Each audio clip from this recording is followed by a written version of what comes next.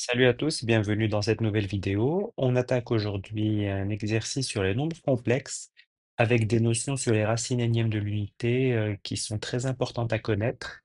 Il faut connaître un peu l'intuition du résultat. C'est des choses qui tombent souvent, notamment aux écrits. Plusieurs années à l'X, à Centrale, on a ce type de résultat à prouver. On ne nous donne pas toujours le résultat final, donc c'est bien de connaître un peu, d'avoir une idée du résultat. Donc, on nous demande en fait de calculer la somme des racines énièmes de l'unité, leur produit, et ensuite une somme liée. Donc d'abord, on va définir soit euh, n appartenant à n, étoile, et puis on peut poser W, c'est, ou plutôt oméga, c'est E 2i pi sur n. Et donc, ce qu'on veut, c'est calculer S, c'est la somme pour k égale 0 jusqu'à n-1 des W puissance k, hein, puisque W puissance k, ou oméga puissance k, hein, pardon, je vais osciller en W oméga. Oméga puissance k, c'est E2i k pi sur n, qui désigne bien toutes les racines de l'unité. Alors, on voit quand même qu'il y a un cas particulier. Si n égale 1, bah S, c'est 1, puisque c'est la somme de 1. Et puis, si n est supérieur ou égal à 2, alors on va voir S comme la somme des termes d'une suite géométrique. Et donc, S, c'est donc la somme des W puissance K. Et donc ça, qu'est-ce que c'est? C'est W puissance le nombre de termes, c'est-à-dire n, moins 1 sur W moins 1. Et ça, on peut parce que ben, W est différent de, de 1, puisque n est supérieur ou égal à 2. D'accord? Donc le 2i pi sur n n'est pas de la forme de kpi. Et ça, par contre, ben, on sait que ça vaut 0, puisque W puissance n, car ben, W puissance n égale 1, et W est différent de 1. Voilà. Je suis désolé, je dis W, je devrais dire oméga, hein. Donc voilà, donc première question, la somme, elle vaut 0 si n est supérieur ou égal à 2, et elle vaut 1 pour n égale 1. Et donc, c'est lié au terme d'une suite géométrique, hein. C'est ici, c'est à partir du moment où on voit que les racines énièmes de l'unité, on les écrit sous la forme oméga égale exponentielle 2i pi sur n.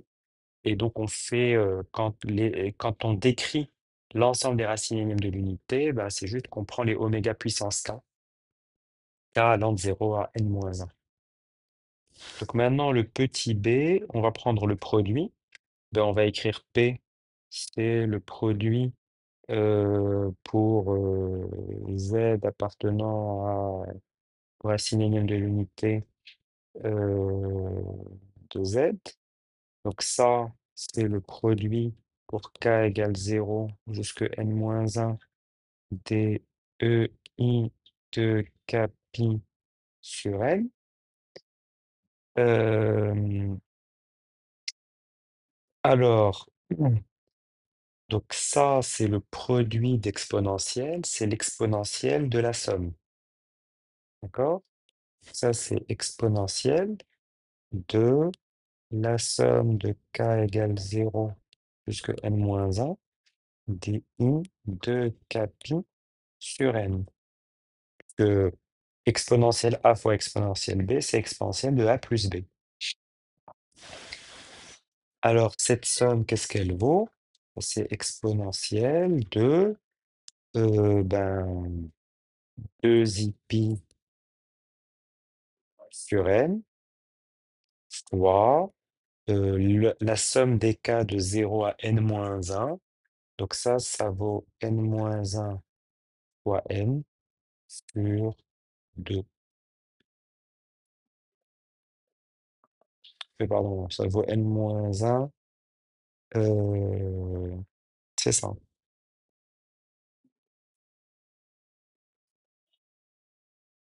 Et donc, quand je simplifie, il me reste exponentielle i pi n-1. Donc ça, c'est -1 à la puissance n-1. Pour n égale 1, c'est bon, ça vaut bien 1. Pour n égale 2, ça vaut -1, donc c'est bien.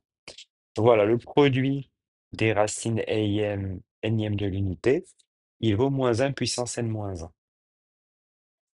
OK?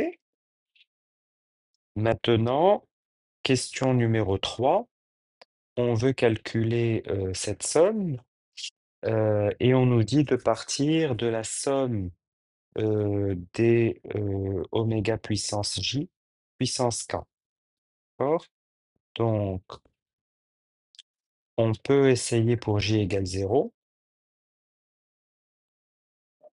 Donc, on va avoir la somme pour k égale 0 jusqu'à n-1 de oméga puissance j puissance k.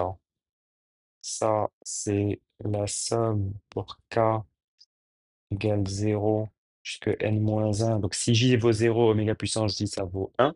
Donc, c'est les 1 puissance k, ça vaut 1. Et donc, ça vaut n.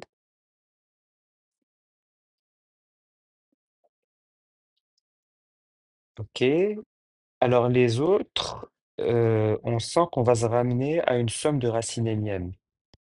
D'accord? Donc, on va vérifier si j appartient, donc si on prend de 2 jusqu'à n-1, qu'est-ce qu'on a?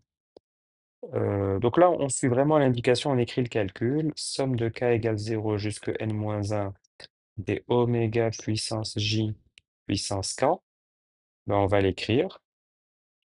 Donc c'est la somme pour k égale 0 jusqu'à n-1 des... bah même pas en fait, je vais l'écrire directement. C'est la somme des termes d'une suite géométrique de raison w puissance j qui est non nulle. D'accord? Donc en fait, on va avoir oméga puissance j est différent de 1. Qui est différente de 1. Donc là, ça va être égal à oméga puissance j puissance n moins 1 sur oméga puissance j moins 1.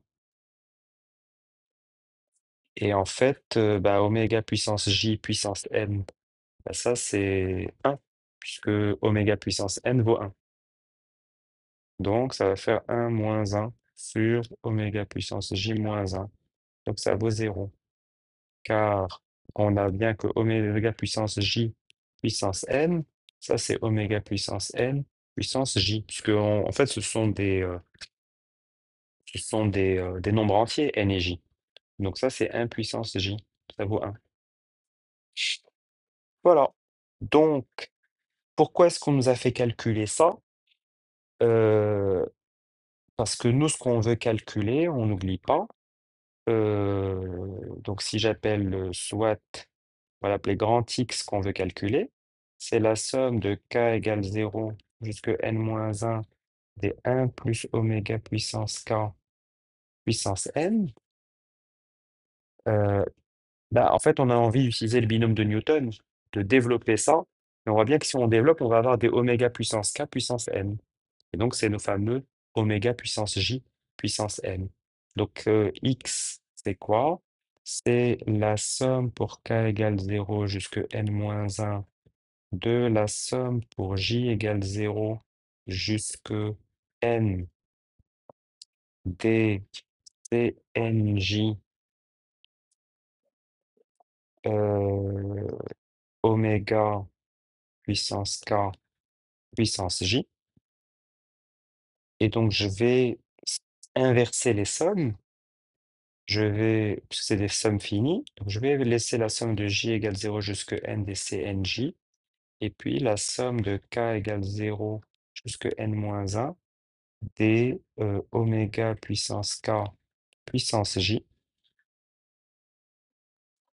Et ça, c'est exactement ce que... euh, alors, on peut inverser le k et le j, puisque oméga puissance k Or, ben, c'est oméga puissance k puissance j, c'est oméga à la puissance kj, c'est la oméga puissance j puissance k. Et donc, c'est bon. Donc, le grand X qu'on cherche, c'est la somme de j égale 0 jusque n des Cnj, et puis fois la somme pour k égale 0 jusque n-1 de oméga puissance j puissance k. Et donc, ça vaut quoi? Ça vaut n si j égale 0 ou, bien sûr, si j égale n. Parce que si j vaut n, ben, on a w puissance n qui vaut toujours 1. Et donc, ça va toujours valoir, c'est la même chose que quand j vaut 0. Et puis, ça vaut 0 si j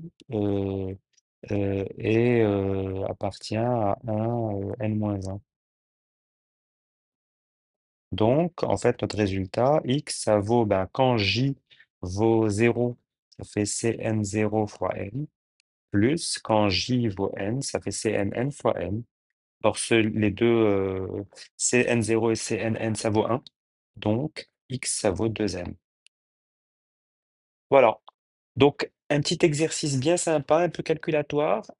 C'est bien d'intuiter le résultat, de se rappeler de la formule de la somme des termes d'une suite géométrique et toujours de l'appliquer que dans le cas où la raison, donc ici la racine élime de l'unité n'est pas égale à 1. Et donc souvent c'est le cas n égale 1 qu'il faut distinguer. Voilà, j'espère que ça vous a plu. N'hésitez pas à lâcher un pouce bleu, à vous abonner à la chaîne et puis, à me mettre en commentaire le type d'exercice que vous aimeriez que je résolve. À bientôt.